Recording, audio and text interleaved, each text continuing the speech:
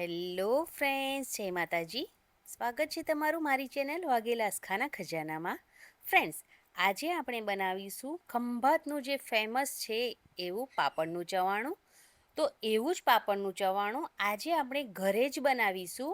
આ ચવાણામાં સેવ મમરા અને પાપડનું જ કોમ્બિનેશન હોય છે, તો પણ ટેસ્ટમાં ખૂબ જ ચટપટું આ ચવાણું લાગે છે. તો ફ્રેન્ડ્સ, રેસીપી પસંદ આવે ચેનલને સબસ્ક્રાઈબ કરી લાઇક કોમેન્ટ શેર જરૂરથી કરજો. તો ચાલો શરૂ કરીએ. તો મેં અહીંયા 10 વાટકી જેટલા મમરા લઈ લીધા છે. તો પહેલાં મમરાને આપણે ચાળી લેવાના છે, તો તેમાં રહેલું જે પણ વ્હાઈટ પાર્ટ હોય એ બધું નીકળી જાય, એટલે મમરાને ઉપયોગમાં લેવા પહેલાં તેને ચાળીને લેવાના. અહીંયા મમરાને ચાળી લીધા છે. હવે મમરાને આપણે સાઈડ પર રાખીશું અને લઈશું અડદના પાપડ. તો મેં અહીંયા 5 થી 7 નંગ જેટલા અડદના પાપડ લીધા છે. તેને હવે આપણે ફ્રાય કરવાના છે. તો કઢાઈમાં થોડું તેલ ગરમ કરીશું અને તેની અંદર સરસ પાપડ એવા ફ્રાય કરી લઈશું. પાપડને એકદમ લાલ નથી કરવાના. ફટાફટ પાપડ શેકાઈને રેડી થઈ જશે. તો તમારી પાસે જે પણ પાપડ હોય તે તમે લઈ શકો છો. તો અહીંયા બધા જ પાપડ મેં ફ્રાય કરી અને રેડી કરી લીધા છે. તો હવે આ પાપડના આપણે એકદમ નાના નાના ટુકડા કરીને રેડી કરવાના છે. તો આ રીતના ટુકડા કરીને પાપડના રેડી કરવાના છે. તો અહીંયા પાપડના ટુકડા થઈ અને રેડી થઈ ગયા છે. તો તેને સાઈડ પર મૂકીશું. તમે કોઈ પણ ફ્લેવરના પાપડનો ઉપયોગ આ ચવાણામાં કરી શકો છો. હવે જે ફ્રાય કરવામાં તેલ બચ્યું છે, 2 થી 3 ચમચી જેટલું તેલ છે, તેની અંદર આપણે એડ કરીશું મીઠા લીમડાના પાન. આ મીઠા લીમડાના પાનને આપણે તેલ સાથે ત્યાં સુધી ફ્રાય કરીશું જ્યાં સુધી મીઠા લીમડાના પાન એકદમ કડક ન થઈ જાય ત્યાં સુધી. તો અત્યારે તમે જોઈ શકો છો તેનો કલર પણ ચેન્જ થઈ ગયો છે અને તે એકદમ સરસ કડક પણ થઈ ગયા છે. અત્યારે ગેસની ફ્લેમ ઓન જ છે. હવે જોઈ લઈશું. તો અહીંયા મેં 1 ચમચી જેટલો હળદર પાવડર અને 1 ચપટી જેટલું મીઠું ઉમેર્યું છે. મમરામાં મીઠું ઓલરેડી હોય છે એટલે અહીંયા મેં થોડું મીઠું ઉમેરી દીધું છે. હવે તેને તેલમાં ઉમેરી દઈશું અને ગેસની ફ્લેમ અત્યારે હવે આપણે બંધ કરી દેવાની છે. ગેસની ફ્લેમ બંધ કરી અને જે આપણે મમરા છે તેને એડ કરી દેવાના છે અને તેને એકદમ સારી રીતે મસાલા સાથે મિક્સ કરી લેવાના છે. મમરામાં જે પણ મોઇસ્ચર હશે એ આપણે આ રીતે તેને શેકીશું તો આરામથી જે મમરા છે એ એકદમ સરસ શેકાઈ જશે. એટલા માટે જ્યાં સુધી આપણે મમરાને મિક્સ કરીએ છીએ ત્યાં સુધી જો ગેસની ફ્લેમ ઓન રાખીશું તો મમરા બળી જશે. એટલા માટે પહેલાં એકદમ સરસ રીતે મમરાને મિક્સ કરી લેવાના છે અને હવે પાછી ગેસની ફ્લેમ ઓન કરી દેવાની છે અને 1 મિનિટ માટે મમરાને એકદમ સારી રીતે શેકી લેવાના છે.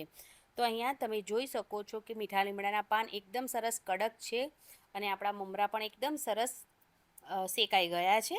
તો હવે ગેસની ફ્લેમ બંધ કરી દઈશું અને આ મમરાને આપણે બીજા કોઈપણ વાસણમાં ખાલી કરી દેવાના છે, કેમ કે આ મમરાને હવે આપણે થોડા ઠંડા થવા દેવાના છે. તો અહીંયા મેં બીજા વાસણમાં મમરાને એડ કરી દીધા છે અને હવે તેને આપણે થોડા ઠંડા થવા દેવાના છે.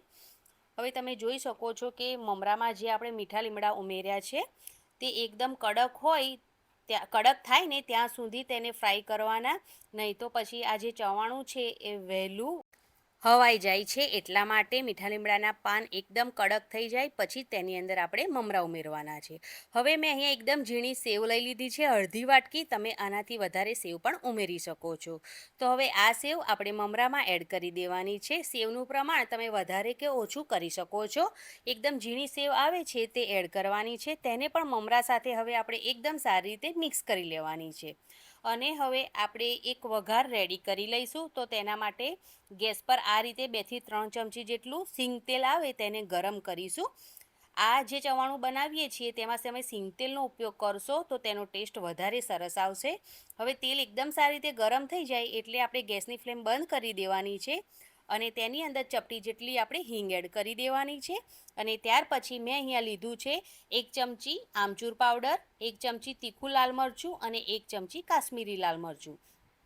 તમે આમચૂર પાવડરની જગ્યા પર ચાટ મસાલાનો ઉપયોગ પણ કરી શકો છો. હવે ગરમ ગરમ તેલ આપણે આ મસાલામાં એડ કરી દઈશું અને મસાલાને એકદમ સારી રીતે મિક્સ કરી લઈશું.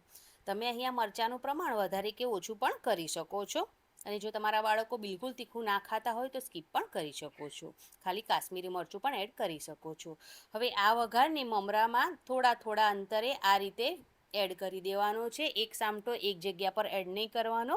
આ રીતે થોડા થોડા અંતરે બધો જ જે વઘાર આપણે રેડી કર્યો છે તેને એડ કરી દેવાનો છે. ત્યાર પછી પહેલાં આપણે ચમચાની મદદથી તેને એકવાર મિક્સ કરી લેવાના છે. ચમચાની મદદથી એકદમ સારી રીતે વઘાર મમરા પર કોટ નહીં થાય, તો તે માટે આપણે હાથનો જ ઉપયોગ કરવો પડશે. તો આ રીતે હાથ થોડો હળવો હળવો હાથ આ રીતે ફેરવી અને બધો જ વઘાર મમરા પર એડ કરી દેવાનો છે. હાથ એકદમ હલકો રાખવાનો છે, એટલે આરામથી વઘાર છે એ મમરા પર કોટ થઈ જશે.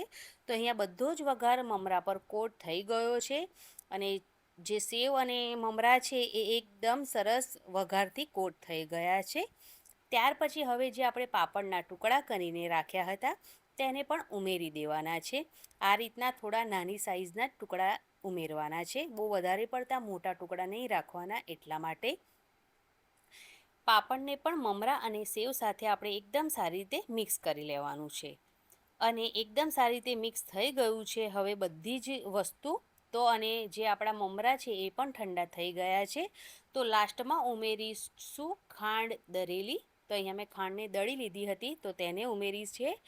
4 થી 5 ચમચી જેટલી અહીંયા મેં દળેલી ખાંડનો ઉપયોગ કર્યો છે. તમે દળેલી સાકરનો ઉપયોગ પણ કરી શકો છો. પણ ખાસ વાત ધ્યાનમાં એ રાખવી કે મમરા એકદમ સરસ ઠંડા થઈ ગયા પછી જ તેની અંદર આપણે દળેલી ખાંડ ઉમેરવાની છે. હવે આપણું જે ચવાણું છે એ એકદમ પરફેક્ટ રેડી થઈ ગયું છે. તો તમે જોઈ શકો છો. એક વાત ખાલી તમારે ધ્યાનમાં એ જ રાખવાની છે, ગરમ ગરમમાં તમારે બિલકુલ ખાંડ નહીં ઉમેરવાની, નહીં તો તેમાંથી પાણી છૂટશે.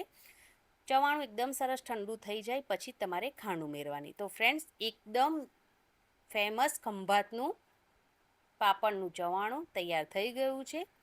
તો આજની આ રેસીપી અને મારી મહેનત પસંદ આવી હોય તો ચેનલને સબસ્ક્રાઈબ કરી લાઇક, કોમેન્ટ, શેર જરૂરથી કરી લેજો. Thank you.